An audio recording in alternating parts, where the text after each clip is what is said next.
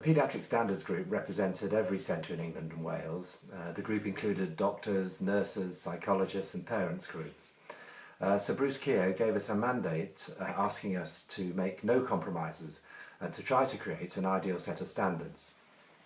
We took the adult congenital heart disease standards that had been previously accepted and together with the safe and sustainable standards, we added significantly to the combination of those standards. The new Congenital Heart Disease Review is designed to ensure that we have national standards which will provide consistent support and service right across the country for children and adults with congenital heart disease. This will make a huge difference because it will ensure that wherever you are, you can be certain that you will be getting the same quality service.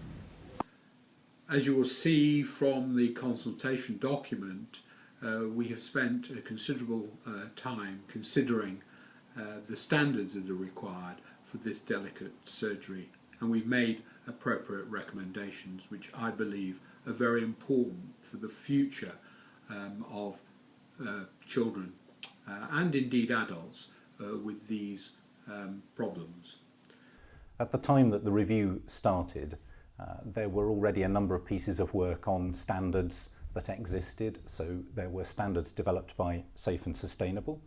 There were some standards which had been developed on behalf of the then National Specialised Commissioning Team. And there were another group working on standards to supplement the Safe and Sustainable standards, particularly looking at cardiology, particularly looking at services in local hospitals. And the work that we've done as a review is to bring together all of those pieces of work to make sure that all of them have been reviewed and refreshed for how things are now.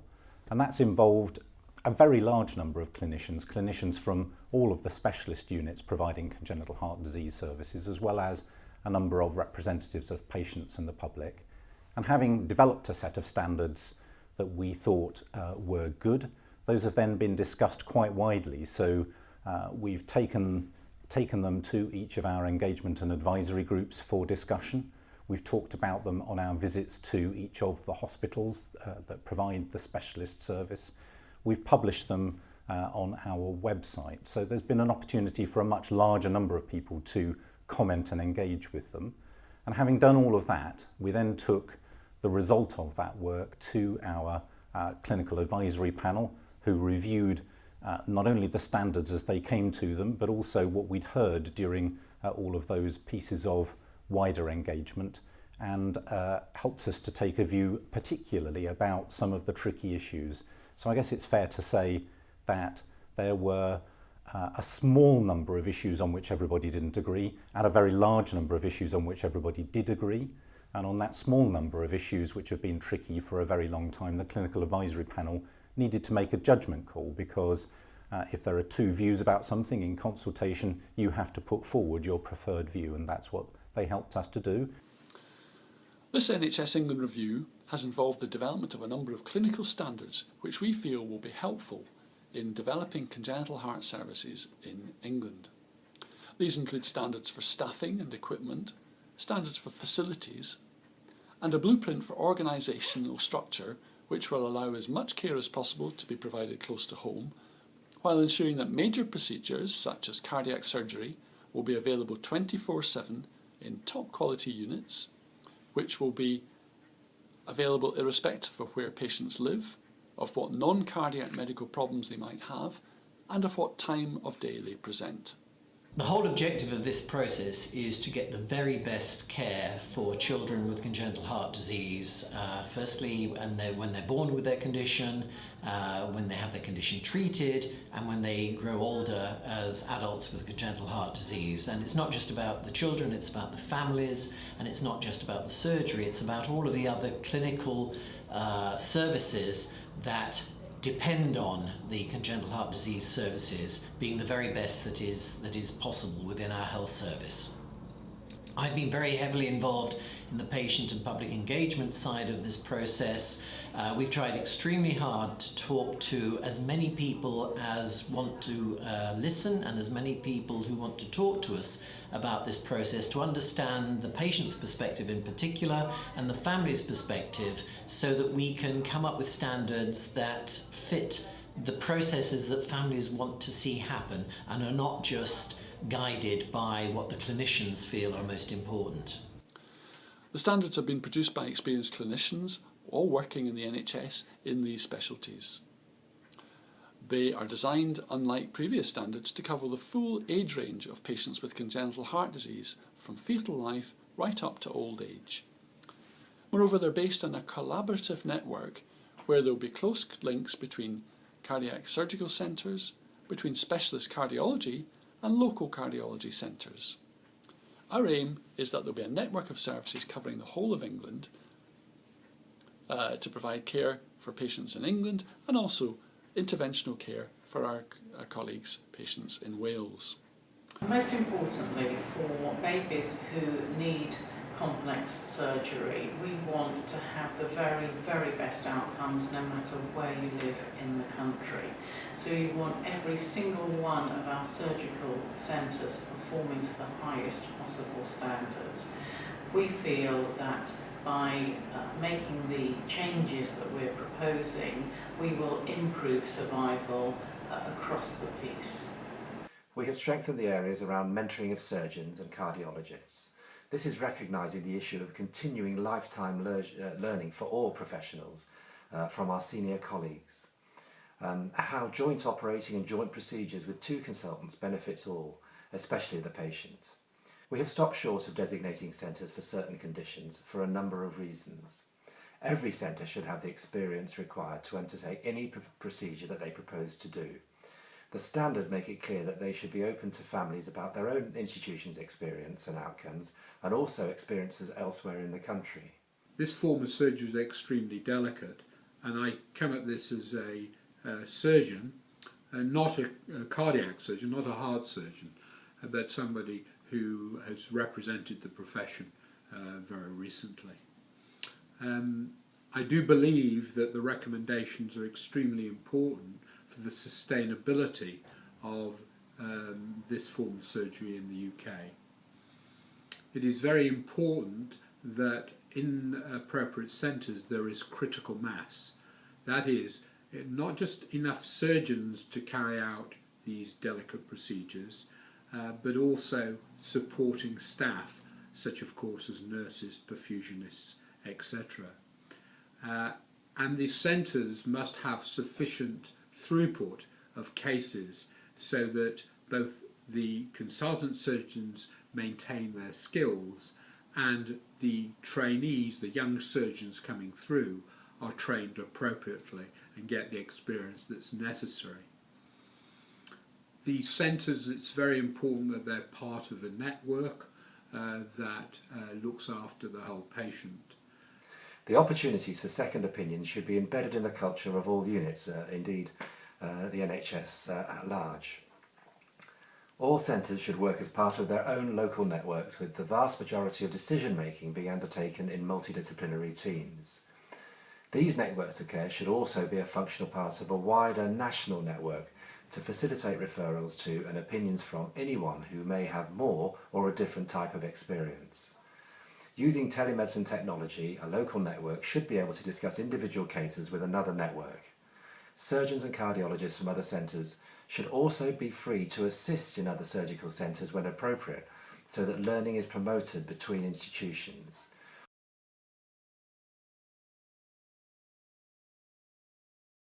Well, our children's services are now matched by excellent adult services, and the very important thing is that discussions about transition start at an early stage, that there isn't an abrupt switch from children's to adult services, but a gradual handover.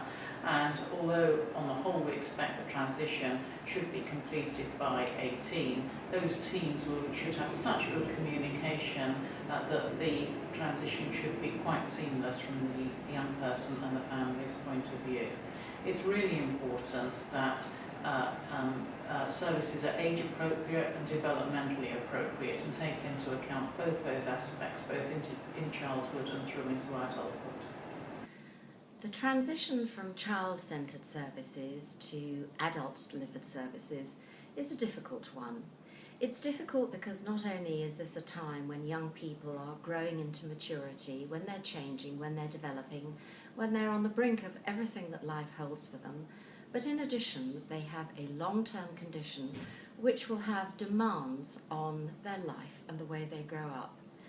In every centre that we visited during the review period, groups of young people said how worried they were about transition, and for those who'd experienced it, how poorly planned this was and how poorly executed.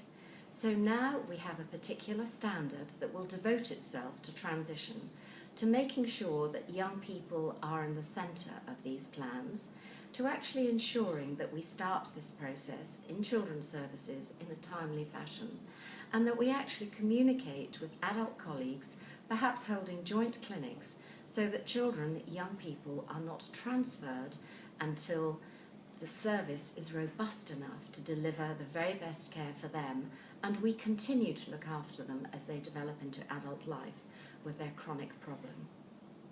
One of the huge successes of modern medicine and surgery has been that children who would otherwise have died in infancy now survive to become teenagers and adults. That's really fantastic, but it's important that we ensure that the support that they've received through their paediatric care is transferred with them into adult services, so they're cared for by people who understand their condition and understand their emotional and psychological needs at that time.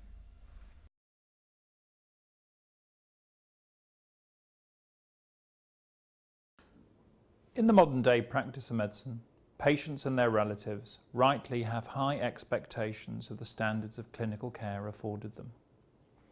In order to effectively deliver quality care, we need to be sure that we develop a set of standards to meet these expectations, and that centres are benchmarked against them or reorganised to ensure that they can be met. The standards outlined for the provision of staffing attempt to ensure that staff delivering care do so in a supportive environment which facilitates shared learning and career development. They include the provisions for enhanced multidisciplinary working. Particular emphasis has been put on the size of professional groupings, which allow all groups of staff to learn from peers and others, not only in the ongoing provision of the service, but also future-proofing service provision by ensuring that staff in training have access to the full range of experiences necessary to become competent, capable and confident. Recommendations reflecting this include those on the minimum number of consultants within a unit, mindful of the requirements for 24/7, all year round access to care. Effective care is also multidisciplinary, and the co-location of medical, nursing and other staff, as well as those involved in the provision of educational and social support, have been at the forefront of developing these standards. Equally, the requirement for the best and most advanced diagnostic services and medical equipment to support service provision is vital, but also requires appropriately trained staff. The overarching aim of this standards document is to provide a framework for developing the provision of children's and adults' congenital heart disease services, to maintain the highest standards of care with optimal outcomes, and to provide an environment for learning and research for the future benefit of all. I've had the great privilege of being chair of the clinicians group, and we ensure that any clinician who worked in England, whose hospital did any form of congenital heart disease, was welcome to join us, and indeed they did, and we had huge enthusiasm, motivation and dedication from those clinicians who've been fully involved in the process and extremely helpful.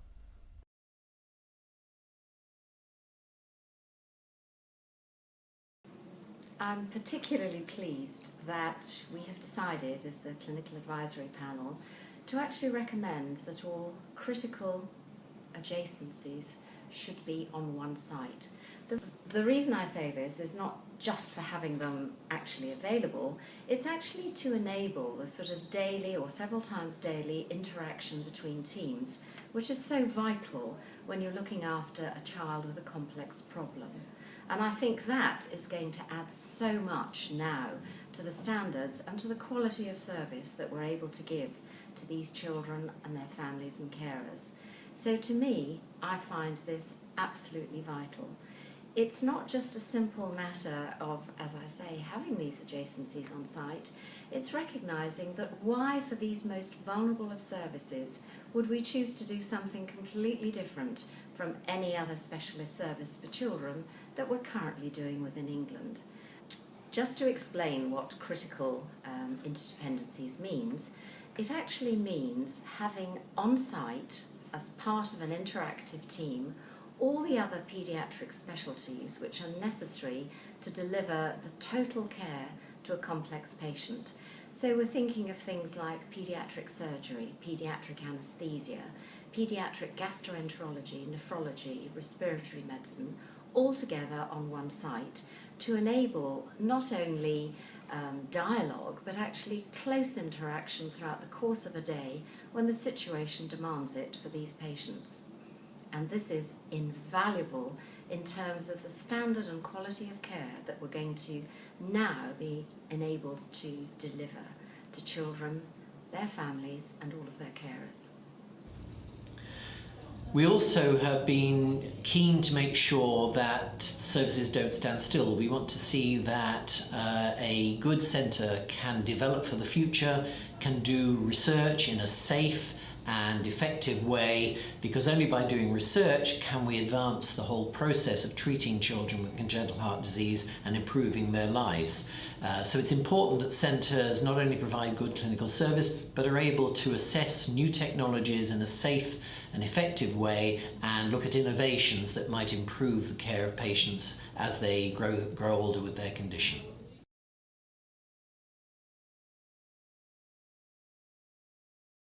One of my key jobs is to ensure that we contract from providers the really best services that are available in the resource package that we have.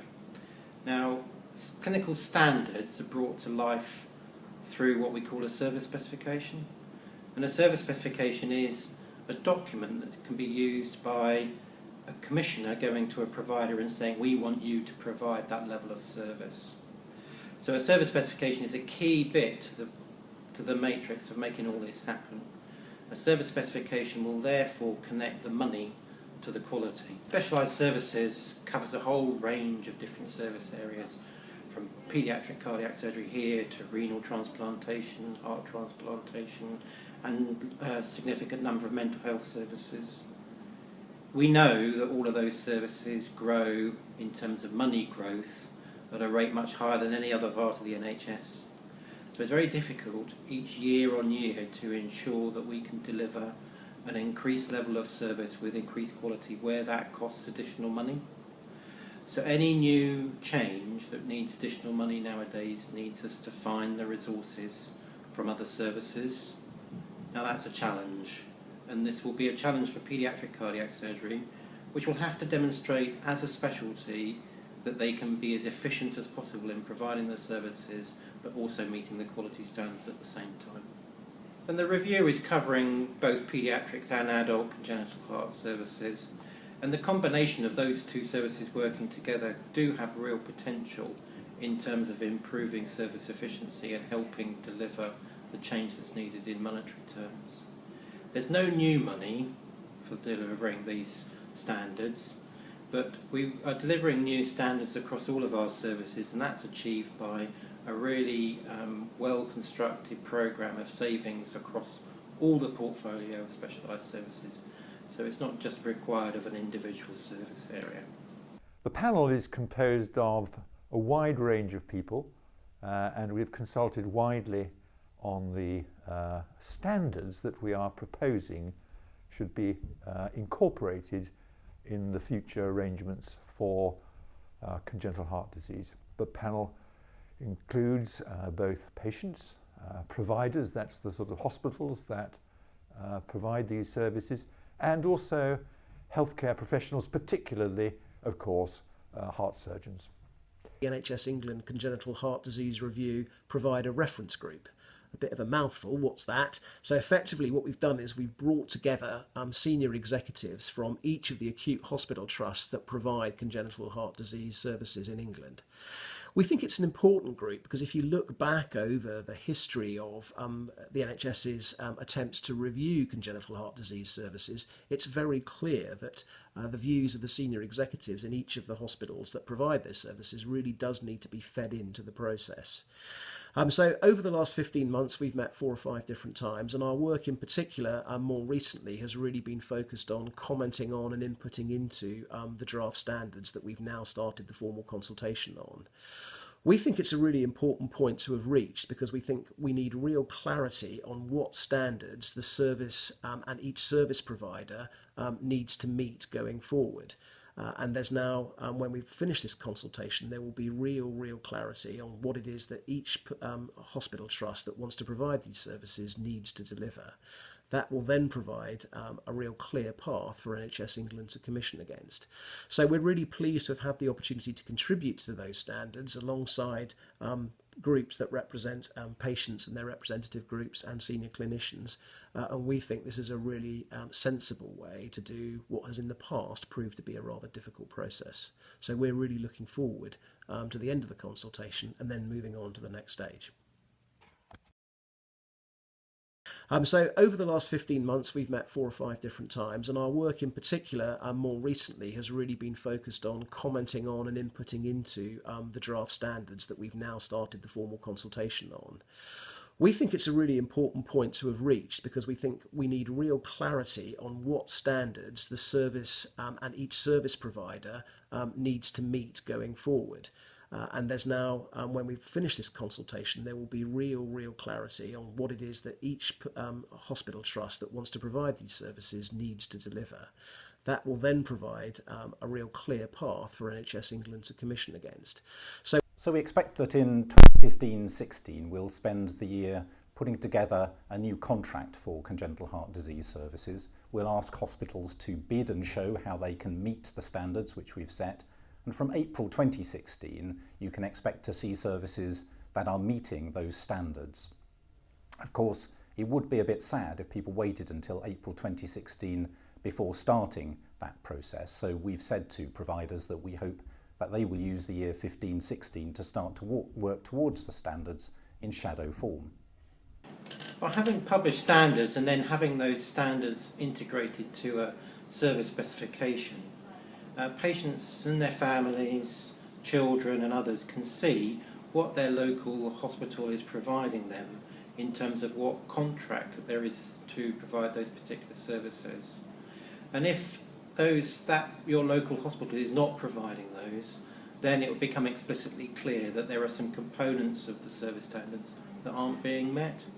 And that will allow you to be able to help your local health community build up the services to meet those standards on a local basis.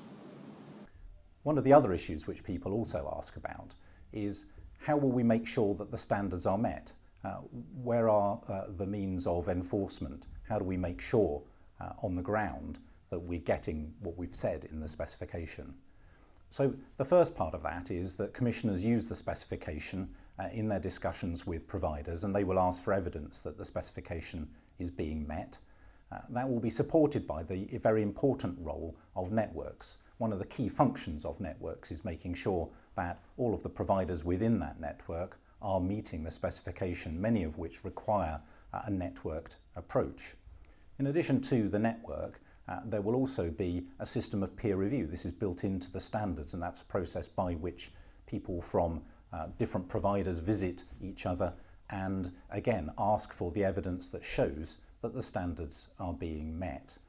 Supporting the work of networks and commissioners, the Clinical Reference Group has done some very important work developing quality dashboards. Those give us a much wider range of measures than we have at the moment about what's going on in each service, and that will be invaluable for providers themselves, for networks and commissioners, and will form the basis of discussions about how to improve services and how to make sure that standards are met. What's going to change is that we expect to see more activity as more and more children who are born with congenital heart disease survive to live a long life, and as more adults need more care throughout the rest of their lives, the amount of income that hospitals earn for providing care for these patients will increase. More activity means more money for hospitals. And our analysis shows that for the country overall, we think the changes we're proposing can be paid for by the extra activity and the extra funding that hospitals will receive. So one of the questions which people really are wrestling with is what happens once we finish consultation on the standards. Once the consultation is finished, we've engaged a company to analyse all the responses to consultation on our behalf, and we'll look at that analysis, and NHS England will then construct a response to that analysis. And the principal thing that we will be considering is, do any of the standards which we've put forward in consultation need to be changed as a result of what we've heard in consultation? So certainly the analysis will be a really, really important factor in that, but we'll also be looking at things that we've heard through other routes as well. So if we do some special engagement with particular groups, we'll bring that in as well. In the first instance, we'll take that to our clinical advisory panel, the panel that signed off the standards for consultation, but the final decision will be taken by the NHS England board. Having taken that decision, we expect to spend next year, so that's the year starting in April 2015, running a commissioning process. That's the process by which we will make sure that the standards which we have set, the specifications for service, will be used in all of the services that are provided all across the country. And in that process, providers will be asked to tell us how will they meet the standards, and we'll want to see convincing evidence that they can meet the standards. And we expect that in some cases providers will need to work in groups rather than individually in order to make that happen. And we can't predict, I guess, as commissioners, exactly what responses providers will give us, and it is really the ball in providers' court to show us how they will meet those standards.